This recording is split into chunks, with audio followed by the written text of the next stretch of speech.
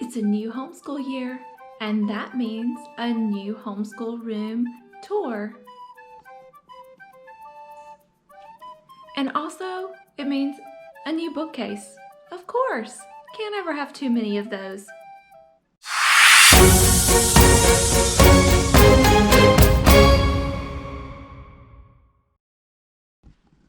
Hi y'all, I'm Amy, and I'm a homeschool mom of 4 kids. On this channel, I give homeschool tips, encouragement, and life coaching. Before I get started, I want to just share something with you. You do not need a homeschool room to be able to homeschool. I'm simply sharing my homeschool room that I have worked on over the years and refined. If you'll wait till the end of this video, I'll show you what I started with when my oldest son was 4 and how I homeschooled in different homes throughout the years and also in different rooms and what I liked and what I didn't like. And as I'm giving you this tour, I'll share with you what I like and what I don't like at this season of life, because there's different places for different seasons that work for you. And I'm also going to share lots of places in our home where we actually do a lot of our schoolwork too. We don't just homeschool in our homeschool room. So join me as I take you along and give you the homeschool room tour. First, I want to start off by walking you in the front door of our home. I want this to feel like I am opening up my home to you so you can get a glimpse of where it is that we do our homeschooling. So as you can see, as you walk in the front door, we use our dining room to homeschool. This is the first room that you'll see as you enter our home, and so I like to keep everything very, very simple, still very homey, but yet it's practical and it's what we need to use that works for our family. I still need to have my things out, and we still need to have a whiteboard on the wall, but I keep other prints that look homey. This is an heirloom that's on the wall that was done by my great aunt. It's the Lord's Prayer. And then I do have a sign about in our homeschool, and I have an alphabet print that I've had since my boys were little. And my favorite sign, Read, that's over our doorway into our library. And I also love this sign from Walmart, Walk by Faith, because I feel like that's what homeschooling has really been. It's been a journey of walking by faith. So as you come in, you'll see that I have 2 whiteboards. I have one over here, and then I have another here. This I used when we were doing all about spelling, and I had the letter tiles that I put over here. And right now I have a few spelling rules that I left up so that we can cover that. And I have a metal chalkboard sign that I've made, and sometimes I change that out and decorate it for different things. A trash can, that's a must-have in any homeschool. Have a trash can, save your sanity. Doesn't matter what it looks like, just a trash can. So we currently homeschool at the table. I sit here at this chair and my girls sit here. This is where we do any work when we're working on their workbooks and I'm checking their work, and maybe it's stuff that they're having to do some writing and all of that on, and we're making corrections. But when we do our reading, we like to go snuggle up in different places throughout our house. I'll show you that in a little bit. Here is where I'm keeping our current things that we're using this homeschool year so that they're handy for us to grab and use. They're our most frequently used items. So this bookshelf is new for this year. I had a desk here before, but never really used the desk. This bookshelf is a Better Homes and Gardens bookshelf from Walmart, along with the cube bins that are here. They're also from Walmart. As you'll see, I just have our curriculum, our current curriculum that I'm using, and here are more books from our curriculum. And then the girls each have their own bin that has their independent work and workbooks. They just simply pull these out and they can take the whole bin with them and set it down by their chair and continue using it. And then we also have different school supplies here ready. A timeline that if we want to refer to that. This is just miscellaneous stuff that I haven't figured out what to do with yet, honestly. Here is our literature program with their books that they're going to be reading, both of them this year. That's both of them together. This is just actually a box that is going to be like a catch-all space, because you always have junk that needs a place to store. This is mine. This is a tote that's similar to a 31 bag that you can grab up and take with you. It has my planner and my teacher's manuals in here, so that those are handy for me to grab. And then they have their binders that they store here. This has their history and their science notebooking pages and some other notebooking pages. So now we're going to walk into the library. It's one of my favorite spaces in this house, and we took what was a closet and turned it into a library to store all of our books, because these books that we've read over the years, they mean a lot to me. And I have curriculum from preschool all the way up to high school. I have stored some of our high school books that are not so special to me. And my TV cabinet, I have a lot of space there, and I've put those in there, and they're like CLEP study guide books, things that my boys did in their upper high school years.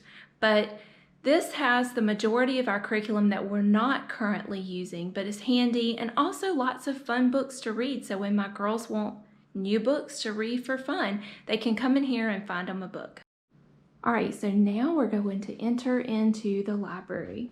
And when you walk through the doors, I have special a picture of my kids when they were small hanging on the wall, and then just various things. And I have a mixture of bins and open book shelving. I don't have the bins staged just right, but when you do it well, you can use the bins, and they kind of give your eyes a little bit of a relief from seeing so many books and kind of feeling cluttery. I just haven't done that this year. But like I said, these are all books that I have used in the past and I want to hang on to. I've got a lot of Heart of Dakota guides, because that's the main curriculum that I've used all the way up until I get to high school. And I've loaned out my preschool and my kindergarten curriculum, so those are the curriculums that are not in here. I've also started trying to store our games in here, but this isn't all of them. We have them in lots of various places, and I also have a bucket of card games and stuff. This is a fun math game that we've used. Tell-a-tale, which is storytelling game. I have curriculum in buckets that we've already done, and I went ahead and started putting some of those in buckets, and some that we haven't done I've left out. Just different readers that my girls might come in here and grab, and I've got a whole bucket of that here. And one other important thing, well, I've got my globe here, so that's important too. You're always needing a map or a globe to refer to at times. Another important thing is I have extra school supplies. Not there, here. Well, and some extra stuff from a kid's room who decided to dump it in here. This is where I store our extra notebooks, tape, glue, chalk, these boxes that I've used different things over the years, and if I need any more again, paper, notepads, all kinds of things that are extra supplies that you will eventually need. You just need a place to hang on to them, so I don't have to run to the store just because I need more paper, hopefully. This is art supplies, markers, paints, all that kind of stuff that the girls sometimes come and get out. Now this right here, I don't have a turn-in spot. This is just extra papers that they can grab. Scratch paper. I haven't figured out what to do with these this year. I've had them for a while. Never figured out how to really utilize them, so I just got them stored in this basket for now. And this is our Bible time basket. I usually keep this in my sunroom where we do our Bible time, and for now it's right here, and just a file cabinet, a little file thing. So as you can see, our homeschool room is really simple. If you'd like to see where else we homeschool at, then keep watching. Also leave a comment below if there's anything that you'd like to see more of, or that you'd like to know more about that's in our homeschool room. And I'm going to show you some other places in our home that we use to homeschool. And then also, when this is over, I'm going to show you our homeschool room through the years, so stay tuned for that. This is a place that we love to homeschool. We love to sit on our porch and read. It's so fun to sit and snuggle up with our books and read and do work, except when it's hot and humid. So any other time when it's not so hot and humid or too cold, we love to come out here. See, wouldn't you just love to do school out here? I would have. And this is a place we love to come do our Bible time in here or snuggle up and read. It's full of natural light. That's actually a see-through fireplace, and I have it blocked off, trying to cut down noise in our house. And I love this room because it's full of windows and it's bright and airy, which allows us to just really enjoy the daytime. Here is another area. So this is where my boys would sit before, and I could watch them and they could do their school at a table, but they weren't being interrupted by my daughters and everything that I was doing with them. And then we also have our desk area, and this is in the kitchen, and this was another space that if we need to use a computer, this is where we have our computer at. And this is where I store my printer. So I do have a printer, it's just I'm able to keep it in this cabinet, and I love that.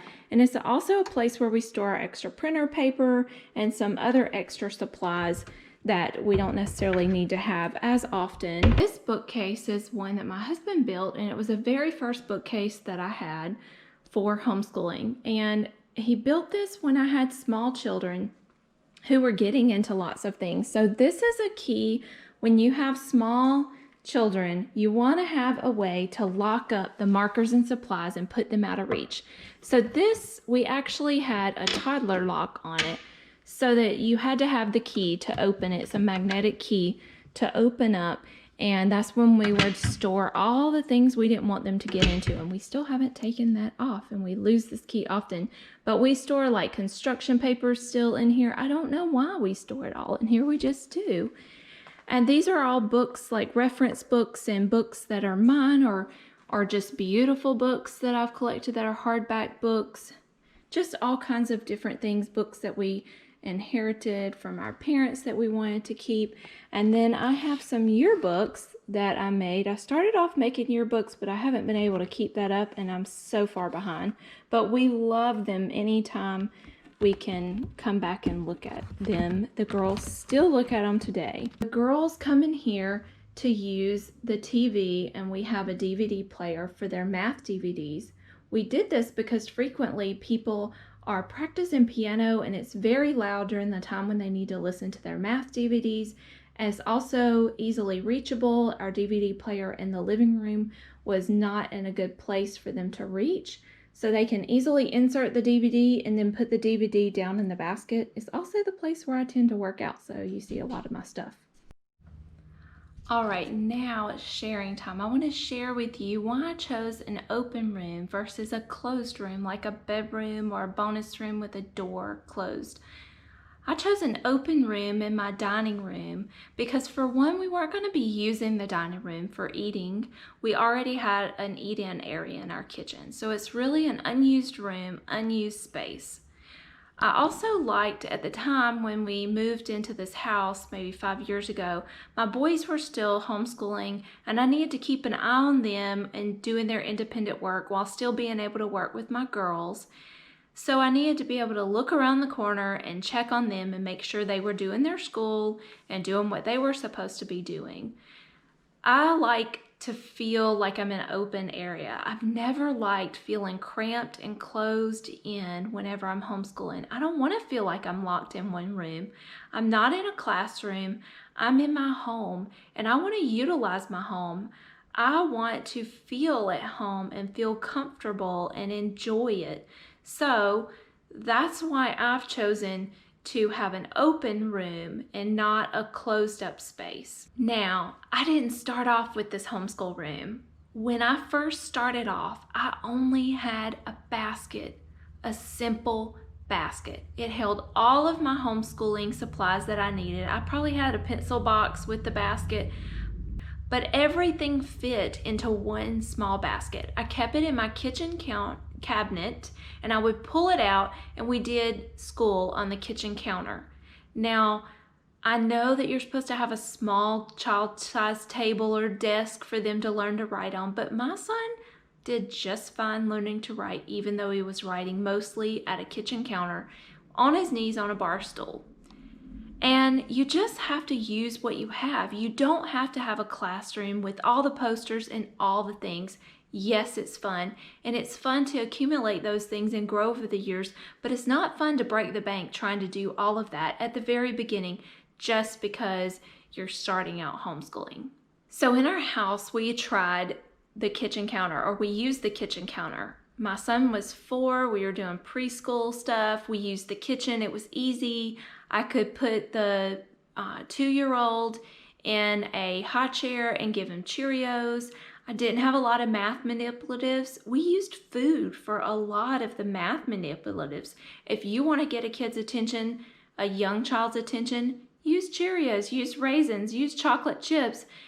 It has worked every time with every kid. If I pull out the food for counters, they give me their full attention. They just get so excited that they get food for their snack as they're doing their math. So we've used things like that worked for us when we were starting homeschooling. After I started off in our kitchen, I decided that I wanted a homeschool room, and we had a bonus room. We had used it for a media room, a theater room like that. It was just kind of more my husband's space, but I thought I want to use that for my homeschool room.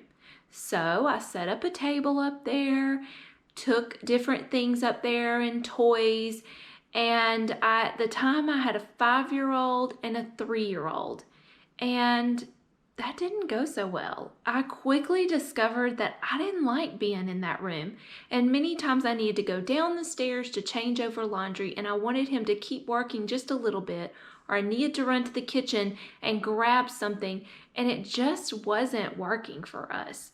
So a room that's close to everything in my house that's on the main level is really important and works for my family, and especially in those younger years. Another thing that worked really well with toddlers and preschoolers was to have a room that had closing doors, or you could put a baby gate up, because you want to be able to keep those toddlers and babies from escaping all the time.